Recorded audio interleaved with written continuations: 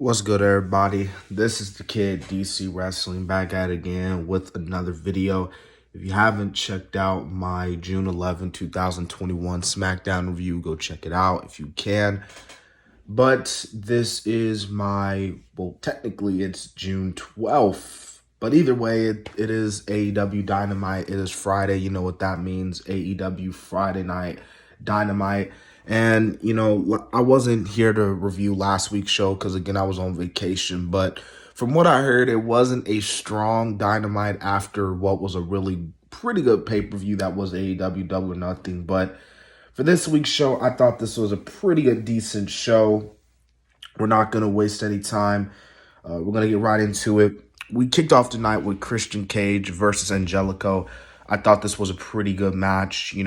Love seeing Christian Cage getting the win here. Obviously, Christian Cage trying to, amped up to his persona, which is outwork everybody. So, Christian Cage, good to see him, man. Nice to see him get the win over Angelico. So, pretty good way to kick off AEW.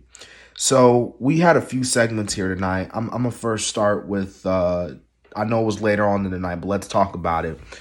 Don Callis and Kenny Omega, with the whole conspiracy about the AEW World Championship and about how Don, was making sure Kenny retained the championship out of all costs, which was, it was nothing short than getting Kenny Omega over. But we did see Jungle Boy come out. Jungle Boy confronted Kenny Omega. We're getting, bigger, we're getting closer and closer to their highly anticipated dream match fight for the AEW World Championship on Saturday, June 26th, I believe. And it's a very special episode of Dynamite. Tony Khan has talked about how he wants this episode, to be special. So obviously the main event being the AEW World Championship. So, again, really interested to see what's going to happen on that show. But pretty good segment, to say the least. Good way to get Jungle Boy over, with the STF. I mean, the snapmare holder, that submission move. But pretty good segment, to say the least. All right, so the next big segment was Cody with the big announcement. Y'all know how Cody likes to do this. Cody likes to hype the crowd up with his big announcements. I have a huge announcement, ladies and gentlemen. And Cody comes out and he announces the big announcement. The debut of a certain someone in AEW. And no, it's not Brock Lesnar. It's Brock Anderson, the son of Arn Anderson. And I got to say, man, Brock Anderson looks just like his father. I mean, man, do they look apart. But basically, Cody made the announcement that he and Brock are going to team up against Aaron Solo and QT Marshall. And then QT Marshall comes out. He's bashing Cody, just downgrading Cody. And, later on in the night, we get the announcement from Tony Khan that Cody and QT are going to have another match against one another in a South Beach strap match. Now, I want to say this about QT and his group.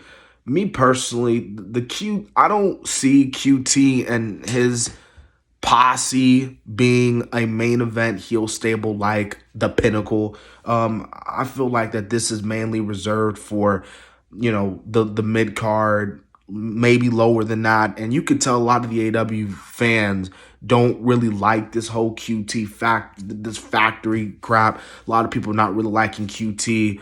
People were talking about how, guys like, Anthony Ogogo or Green. And, they were also talking about how last week's, bull rope match with Dustin was not good. So, just downgrading QT's group. So, so me personally, not main event, more save it for mid card and, lower than that. And, with Cody and QT, this feud, I think it's time for Cody to move on, honestly, because it's not really doing anything for Cody or QT of that matter. Okay, so we had the AEW World Tag Team Champions, the Young Bucks and Brandon Cutler versus Pac, Eddie Kingston, and Penta El Zero Miedo. And Pac and Eddie Kingston, obviously with their history, but in the end, they get the win here. Pretty good match, to say the least. Yeah, that's a pretty good match. obviously the Young Bucks, and, Cutler and them attacking them after the match. And then we see Kazarian coming out. So again, little history of that. All right, so the next match, we had a TNT Championship match. Miro defending his title against Evil Uno. Before I get into it, let's talk about it. So apparently someone on Twitter or something talked about how -1 should not be on AEW Dynamite. They were talking about how -1, like he needs to be off TV. They're exploiting Brody Lee's death or something like that. And it's crazy, man, because like the kid's not doing anything. He's not harming nobody. Let the kid have his fun. He's obviously having an awesome time. Let him have some fun, man. Come on, man. Just a kid. Jeez. Anyways, I would say this is a pretty good TNT title match. I love the small little tribute that Evil Uno did towards the end, even though Miro did pick up the win here.